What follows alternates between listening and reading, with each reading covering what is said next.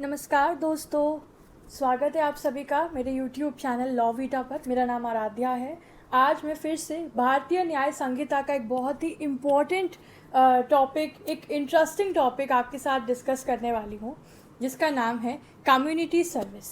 Community service as a punishment under Bharatiya Nyaya संहिता। इसको हम आज समझेंगे, पढ़ेंगे, इसके रेलेवेंस को जानेंगे, क्यों लाया गया, कैसे लाया गया, किस प्रोविजंस पे एप्लीकेबल है, क्या मोटिव है इस नई पनिशमेंट का। Will see all of that. ठीक है, तो सबसे पहले ये सोचिए, अगर किसी ने कोई छोटी मोटी गलती की है, जैसे कि पब्लिक प्लेस में शराब पीकर हंगामा कर दिया, या फिर 3-4 हज़ार रुपये की यानी 5,000 से कम की कोई चोरी कर दी, तो उसको जेल भेजना ज़रूरी है? मतलब आपको लगता है कि उसको जेल भेजेंगे तो उसका रिफॉर्मेशन हो जाएगा?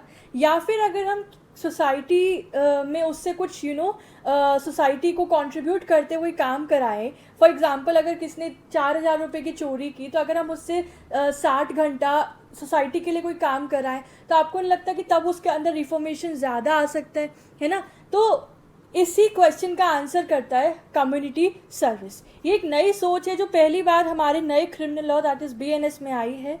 राइट दोस्तों, क्रिमिनल लॉ का जो मेन ऑब्जेक्टिव हमेशा से पनिशमेंट ही रहा है। डेटरेंस, रेट्रीब्यूशन, प्रिवेंशन, इन्हीं सारी थियोरीज पे पनिशमेंट का कॉन्सेप्ट बेस्ड है। लेकिन मॉडर्न पिनोलॉजी का कहना है कि पनिशमेंट का एक और ऑब्जेक्टिव होना चाहिए, that is reformation, that is reintegration. Right, और वही मेन क्रक्स है कम्युनिटी सर्विस का। राइट, इसी सोच के साथ community service as a punishment, a new form of punishment section 4 के अंदर इंट्रोड्यूस किया गया। राइट, तो अब मैं आपको बताती हूँ कि कम्युनिटी सर्विस का क्या मतलब होता है। देखिए, सिंपल शब्दों में कम्युनिटी सर्विस एक नॉन कस्टोडियल सेंटेंस है। नॉन कस्टोडियल सेंटेंस है, इसका मतलब है ऑफेंडर को जेल में बंद नहीं किया जाता है, बल्कि उससे कुछ अनपेड वर्क करने के लिए बोला जाता है जो सोसाइटी के लिए बेनिफिशियल हो। Right, so instead of being confined in prison, the offenders contribute positively to the community while being रिहेबिलिटेटेड।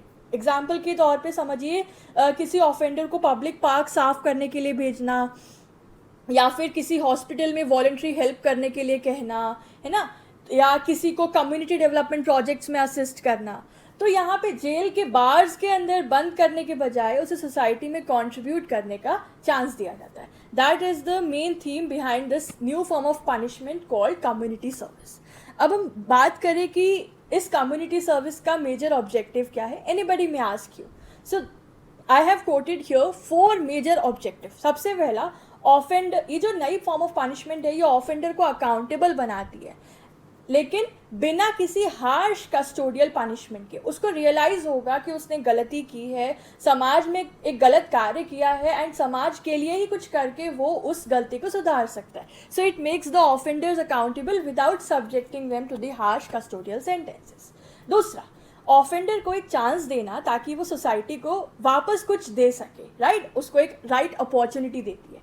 तीसरा, ऑलरेडी हमें पता है कि जो हमारा प्रिजन सिस्टम है, जो हमारी जेल्स है, वो इतनी ओवर क्राउडेड है विद द प्रिजनर्स। तो ओवर क्राउडेड जेल्स का बर्डन कम करना भी इस न्यू फॉर्म ऑफ पनिशमेंट का एक ऑब्जेक्टिव है। एंड फोर्थ इज, ऑफेंडर्स को रिहेबिलिटेशन और री इंटीग्रेशन का मौका देना, रिहेबिलिटेशन के प्रोसेस को प्रमोट करना। This is also one of the objective behind this new form of punishment.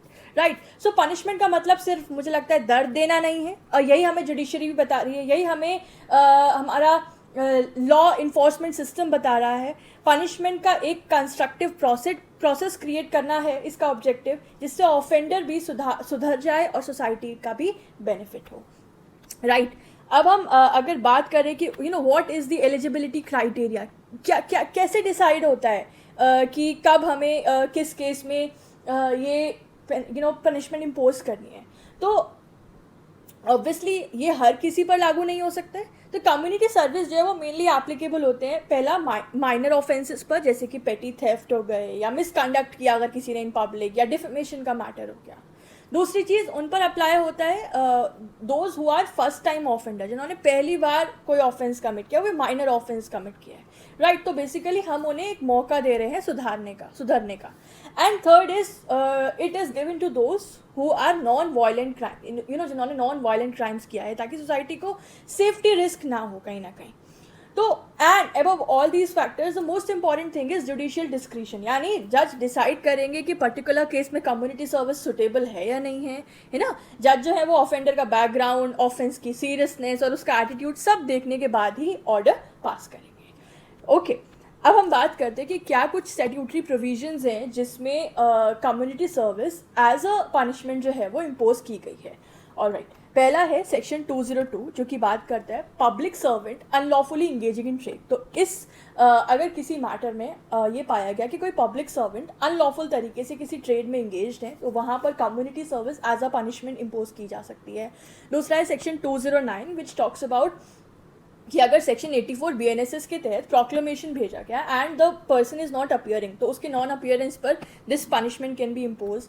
Then there is 226, section 226 which is related to attempt to commit suicide to compel the lawful power. ठीक है, तो अगर किसी ने suicide करने का attempt किया और पर्पस क्या था, to compel or to restrain the lawful power, then also this punishment can be impose. Next section 303 clause 2 proviso states that अगर कोई भी व्यक्ति 5,000 रुपये से कम की चोरी करते हैं, ऑल्सो वो फर्स्ट टाइम ऑफेंडर है, तो उसको भी कम्युनिटी सर्विस की पनिशमेंट दी जा सकती है by the court. Section 355 states that if somebody misconduct in public by a drunkard, अगर कोई शराब पिया हुआ व्यक्ति पब्लिक एरिया में मिसकंडक्ट कॉज करता है तो उसको भी कम्युनिटी सर्विस का पनिशमेंट दिया जा सकता है. And very important is the section 356 clause 2 that is defamation. तो डिफेमेशन के मैटर में भी ये जो पनिशमेंट है वो इम्पोज की जा सकती है. So these are the major provisions which in which community service as a punishment has been incorporated. Right, now moving ahead, talking about the judicial recognition of community service. तो interesting fact ये है कि community service concept formally codified तो 2023 में हुआ है ना by this भारतीय न्याय संहिता, लेकिन कोर्ट्स ने पहले भी इसको इनोवेटिव तरीके से यूज़ कर रखा है. ठीक है, कोर्ट्स ने इसे यूज़ किया है. हम लोग इन केसेस के थ्रू ये बात जानते हैं. पहला है Parvez Jilani Shaikh versus state of Maharashtra, 2015 का केस है जिसमें अक्यूज को बार्क हॉस्पिटल में कम्युनिटी सर्विस के लिए बोला गया था.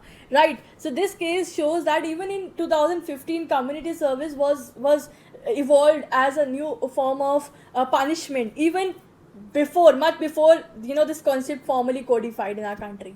नेक्स्ट केस है Sunita Gandhar versus state of MP, 2020 का केस है जिसमें कोर्ट ने कहा था कि सेक्शन 437 क्लॉज 3 ऑफ CRPC के अंडर कम्युनिटी सर्विस इम्पोज किया जा सकता है. Okay, and the 2022 case of Manoj Kumar versus state NCT of Delhi जिसमें कोर्ट ने अक्यूज को LNJP हॉस्पिटल में वीकेंड्स पर सर्विस करने का ऑर्डर दिया था. राइट, तो ये केसेस हमें दिखाता है कि इंडियन जुडिशरी ऑलरेडी रिफॉर्मेशन की तरफ मूव कर रही थी और भारतीय न्याय संहिता ने उसको एक स्टैट्यूटरी रिकॉग्निशन दे दिया है ना. Alright, now let's talk about कि सिग्निफिकेंस क्या है इस रिफॉर्म का, है ना, क्या इंपॉर्टेंस है. सो देखिए, ये इंडिया को इंटरनेशनल ट्रेंड के साथ अलाइन करता है. Like UK, US, European countries में ये काफ़ी कॉमन था. तो now India is also being in the same line as following the international trends.